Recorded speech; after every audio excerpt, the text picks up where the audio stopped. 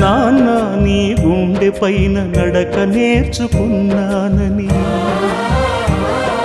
నీ చూపుడు వేలితో లోకాన్నే చూశానని, నాన్నను పూజిస్తే ఆది దేవునికది అందునని, అమ్మకు బ్రహ్మకు మధ్యన నాన్నే ఒక నిచ్చెనని తెలియనైతి తండ్రి,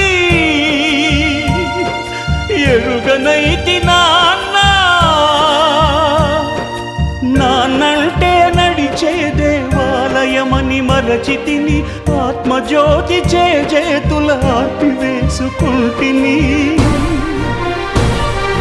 మరచిపోయి కూడా నన్ను మన్నించొద్దమ్మా, కలనైనా నన్ను కరుణ